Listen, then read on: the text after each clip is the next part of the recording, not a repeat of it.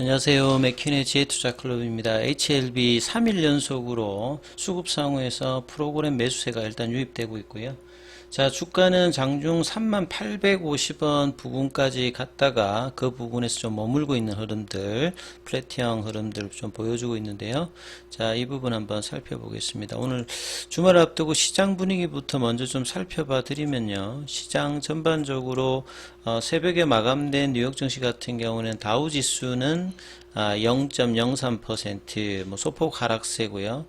예, 나스닥 같은 경우에도 0.12% 소폭 하락세. 큰 흐름은 일단 없었고, 자, 우리 시간으로 이제 오늘 저녁에 이제 발표되는 미국 이제 노동부 발표에 이제 실업률 관련된 어떤 데이터가 어떻게 될지가 일단 뭐 중요해지겠죠.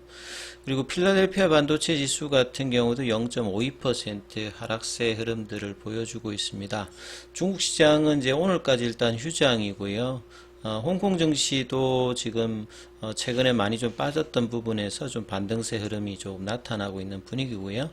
자, 원달러 환율에서도 환율이 어제에서 오늘도 한 2원 정도 일단 하락을 하면서, 자, 오늘은 좀 수급이 좀 정상화되는 모습을 좀 보여주고 있는데요.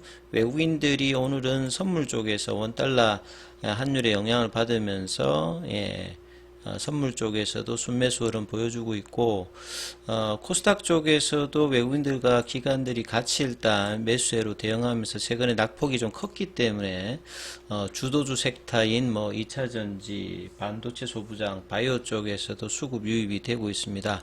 근데 이제 외국인들이 거래소에서는 오늘도 여전히 2천억 가까이 매도세를 보여주고 있고, 기관들 같은 경우는 이제 금융투자 연기금 중심으로 일단 매수를 보여주고 있고요. 개인들은 이 코스닥에서 반등세가 조금 나오다 보니까 또 매도 흐름을 보여주고 있고, 거래소에서는 여전히 순매수 흐름을 보여주고 있습니다.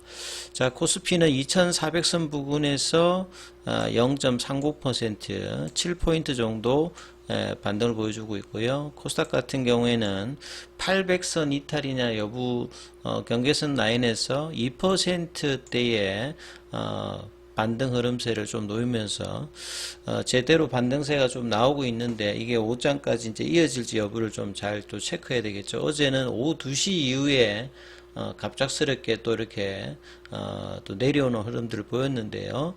자, 오늘은 2% 일단 반등세로 지금 유지를 해주고 있고, 종목수로 보시게 되면 코스피 쪽에서 상승 종목수가 한 2배 가까이 많고, 코스닥 같은 경우에는 한 4배 가까이 지금 상승 종목 수가 많아서 전반적으로 이제 대부분의 섹터들이 좀 상방으로 지금 진행을 하고 있다, 이렇게 봐야 되겠죠. 섹터별로 좀 살펴봐 드리면 어제 하이닉스가 이제 삼성전자 관련되는 부분에서 HBM 관련되는 부분에서 이 납품이 예정이 돼 있던 부분들이 뭐 만만찮다 이런 내용으로 하이닉스가 좀 올라가고, 삼성전자 관련되는 부분이 좀 내려갔는데요. 오늘은 하이닉스나 삼성전자가 좀 약보합세 흐름들을 보여주고 있죠. 이 반도체 소부장 쪽에서는 전반적으로 일단은 뭐 플러스권을 좀 보여주고 있는 상황인데, 낙폭 가대 종목들의 어떤 반등세도 좀 나오고 있고, 그 다음에 이제 뭐 코스닥에서는 가장 뭐 중요한 게 결국은 2차 전지 관련되는 부분인데요. 자, 에코프로가 이제 한 3% 정도 반등을 나오면서 80만원대, 제가 이제 83만원대 이제 언저리가 70만원대 후반대하고 이제 굉장히 중요한 이 추세 라인의 피보나치 라인이기 때문에, 여기서 어떤 반등이 안 나온다면 옆으로 가든지 뭐 이런 어떤 흐름들이 나와야 되는 흐름인데, 그래서 가장 중요한 시가총액 상위에 있는 에코프로비엔 같은 경우가 한 2% 흐름 나오고, 어제 좀 강한 흐름들이 나왔던 종목군들이 이제 뭐 TC스틸은 어제에 이어서 오늘도 지금 강한 흐름들, 그 다음에 코스모 관련되는 종목들도 코스모 신소재가 어제에 이어서 강한 흐름들을 보여주고 있죠. 그리고 그래서 전반적으로 2차 전지 관련되는 셀이나 소재 섹터 장비주들 같은 경우도 긍정적인 흐름이고요.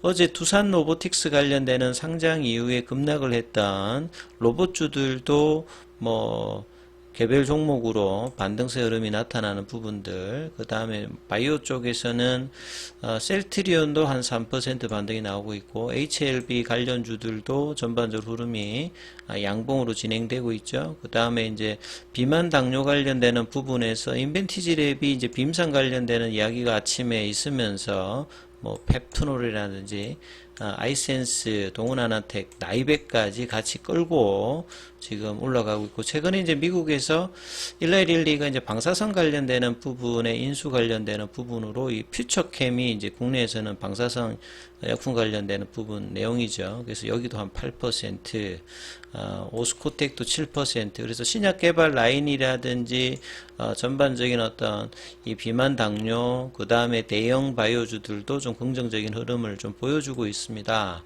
그래서 HLB 수급을 조금 살펴보면요, 분봉상에서 아침에는 좀 갭다운 분위기. 최근에 이제 신용 관련되는 부분들, 고객 예탁금이 좀 줄고 신용 관련되는 부분이 늘었던 부분이 주가가 빠지면, 보통 신용 물량들 같은 경우에는 한 30% 이상 좀 빠지게 되면 신용 물량이 나오게 되죠. 반대 매매 관련된 우려감으로. 그래서 이런 부분들이 나오게 되면은 주가가 뭐 반대 매매 되기 전에 일단은 뭐 줄이는 어떤 물량들도 있고, 10월달 들면은 연내에 이제 그 대주주 양도 관련되는 부분에서 일단 매도세 흐름들도 나오는 상단인데요.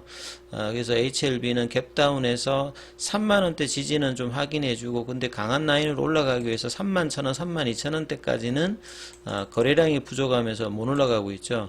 어제 같은 경우에는 이제 장중에 윗골이 나왔을 때가 31,250원인데 오늘은 그 윗단까지는 지금 아직 못 올라가고 있고, 장중에 3만 이 850원대, 그래서 3만 한 500원대를 중심으로 해서 지금 주가가 형성되면서 좁은 어떤 흐름에서 움직이고 있죠.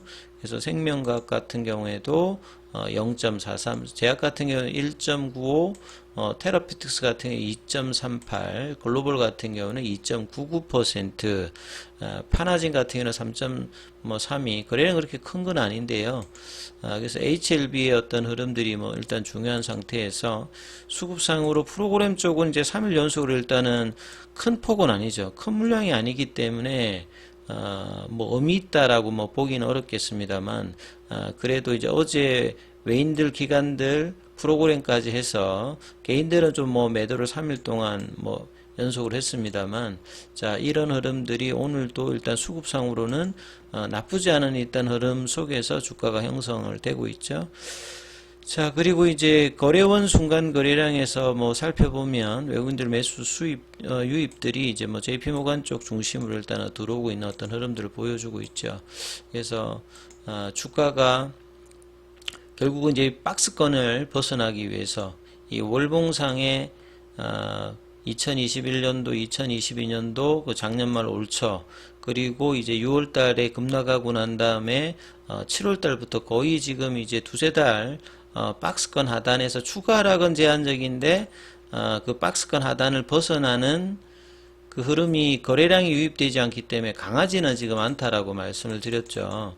그래서 6월 달에 가격 조정을 하고 난 다음에 그 다음에 7월 달에 파일링 관련되는 부분 통과 소식이 나오고, 요때 이제 갭업 원봉이 나왔던 게 굉장히 좀 안타까운 부분이고요. 5월 달에는 ND 신청하고 난 다음에 돌파 이후에 연봉을 나오면서, 그래서 이 결정적인 구간 때마다 뭔가 넘어가야 되는 국면에서 연봉으로 제지가 되고 난 다음에 그 뒤에 프로그램이라든지 공매도 압박으로 주가가 이제 눌려 있는 어떤 흐름들이 계속 이제 7월달, 8월달, 9월달 뭐 거의 지금 3개월 이상 이제 옆으로 가 있는 부분이죠. 그래서 박스권 하단에 대한 어떤 부분이 중기적으로 이제 벗어나기 위해서는 확실하게 넘어가는 부분은 이제 요 라인이겠죠. 35,000원이 넘어가면 이제 드디어 이제 장기 박스권 하단에서 벗어나는 어떤 시그널이고, 단기적으로는 이제 이런 흐름을 가기 위해서 제가 이제 31,000원이나 32,000원대 이 구간을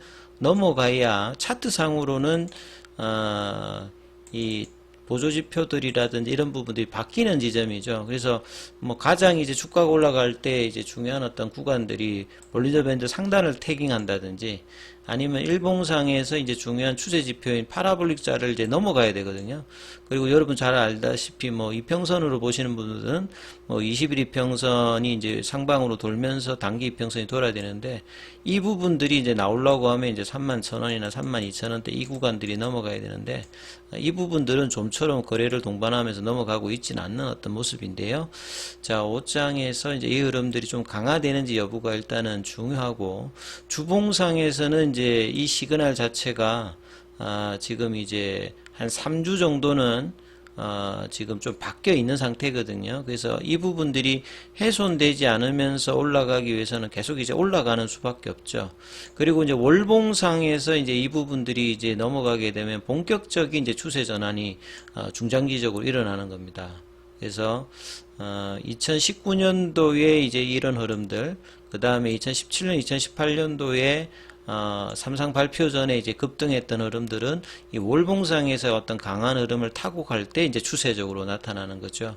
그리고 주봉상이나 일봉상에서 나타났을 때는 그 기간 자체가 그렇게 길진 않고, 박스권에서의 흐름들에서 뭐 50%, 100% 나타나는 거고, 강한 상승이 나타나기 위해서는 월봉상에서 어떤 추세잖아요. 그래서 이 4만원대 이 부근 돌파가 굉장히 이제 의미 있는 어떤 흐름이고, 그 흐름들을 이제 주지 않기 위해서 이제 공매도라든지 이런 어떤 수급들은 계속 이제 누르는 거죠.